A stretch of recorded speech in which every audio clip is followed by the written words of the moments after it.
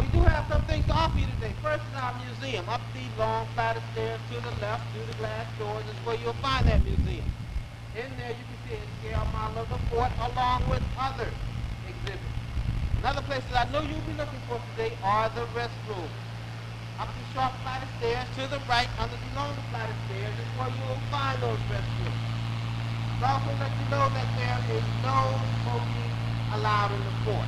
Now, you must smoke right out the doors where you came, but outside and to the right, you will see an ashtray. That is the designated smoking area. And we do have trash cans in the area. Please.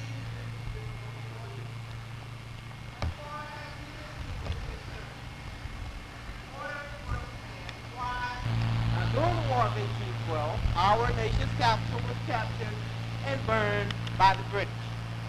Now, to prevent that from happening again, President James Madison and his cabinet of men came up with a vision. In those plans, Fort Sumpter was included. Forts such as this were built all along the East Coast, along the Gulf Coast, one in the San Francisco Bay Area, Fort Point. Now, construction began in 1829. But in 1829, there was one major problem out here. There was not an island to build the fort on. So 70,000 tons of granite and other rocks were brought in from as far away as Maine, dumped right here in this location to form a 2.5 acre man-made island. The project took approximately 12 years. Let's keep in mind that the fort was a government project. Now in 1860, Fort Sumpter was 90% completed. 7 million Charleston bricks, a pentagon, 3 stories high, that could accommodate 650 men, 135 cannon. Also during that year, in November of 1860, the first Republican president was elected, President Abraham Lincoln. Now, of course, the people of South Carolina did not take too kindly to that. Now, she made good her threat on December 20th of 1860 to secede from the Union. Also during that time, stationed at Fort Moultrie on Sullivan's Island in this direction, one Major Robert Anderson, along with 85 U.S. troops. Now, their duty was to protect the city of Charleston and all federal property within. But South Carolina was no longer part of the Union, which created a problem for Major Anderson and his men. Now, adding to Major Anderson's problem was the fact that he was from Kentucky and his wife from Georgia. Conflict of interest, you might say. So he wanted to maintain order at all costs. So what he did, knowing that war was imminent, he relocated himself from Fort Moultrie to Fort Sumpter. Because Fort Sumpter was a lot easier to defend than Fort Moultrie. Now, the walls of Fort Moultrie were lower than the surrounding houses, which made it easy to place sharpshooters in those houses, take out his men at will. So here is where they ended up. And they made that move on December 26th of 1860, a day after Christmas, under the cover of darkness. Now, when they got here, they raised the 33-star American flag. Now, similar to the flag that's flying there on that left flagpole. Now, when you go into the museum, you can see the original flag that Major Anderson and his men raised over this fort when they occupied it on December 26th of 1860. Now, they would stay here for about 3.5 months without incident, only negotiation. Now, in April of 1861, General Beauregard, the commander of the Confederate troops at that time, received word that President Lincoln was sending a resupply mission. Now, that meant if the Union troops here were resupplied, they could stay here indefinitely. Now, the Confederacy, as well as General Beauregard, did not want this to happen. So General Beauregard had to act. So what he did was order the first shot of the Civil War to be fired. Now, that shot was fired from Fort Johnson on James Island, which you pass in this direction. That shot happened April 12th of 1861 at 4:30 a.m. So that 10-inch mortar shell, fired from a mortar similar to the one right there on the end, arched over this wall and exploded directly over the parade ground. Now at that time, 43 other guns cordoned around this fort commenced firing.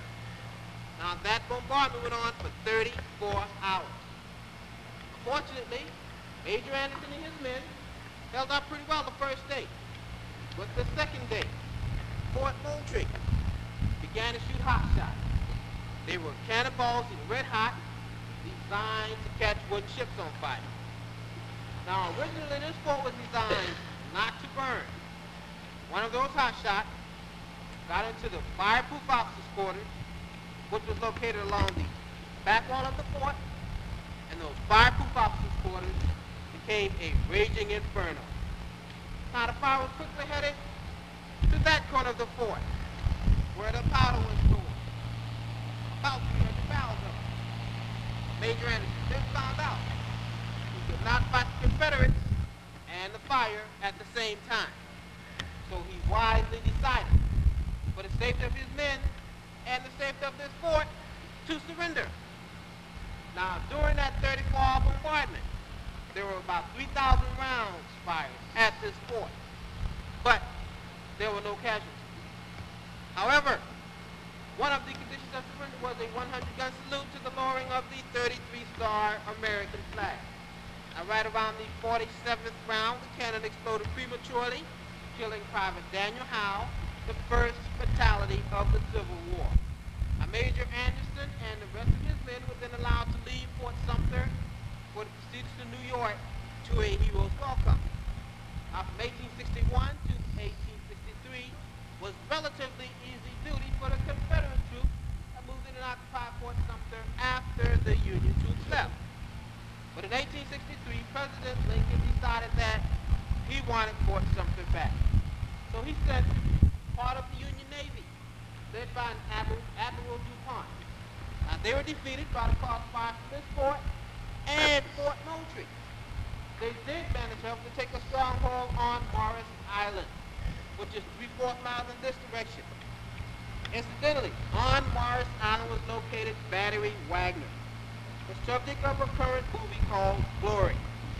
Now, from that point, they bombarded Fort Sumpter and the city of Charleston for the remainder of the war with their rifle artillery.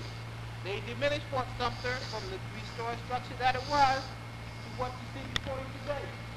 In fact, when you start your self-guided tour and what's left of this wall, you can still see projectiles embedded in that wall, shot over by Union troops from Morris Island. But the Confederate troops here were defiant. They did not surrender Fort Sumpter. A man by the name of General Sherman marched through Georgia, Bergen City, turned north, marched to Columbia, the capital of this state. Columbia burned, cutting off supplies to Charleston and Fort Sumpter. Men here were given orders in February of 1865 to proceed to North Carolina, join up with other Confederate troops, continue the fighting. 2 months later, in April of 1865, the Civil War ended. But the history of Fort Sumpter did not end there. This black structure, Battery Isaac Eugene, was built as a result of the War of 1898, the Spanish-American War. Now, when this structure was completed in 1899, the opposite side of it was filled in with dirt, as you will see when you go over there. Now, where we're standing now was filled in with dirt to act as a cushion for that structure. That structure housed 2 12-inch guns that could shoot 1,000-pound projectiles 10 miles out to sea. In 1943, those guns were deemed obsolete, taken away, melted to scrap, replaced by 90-millimeter anti-aircraft guns. In 1947, this fort was decommissioned.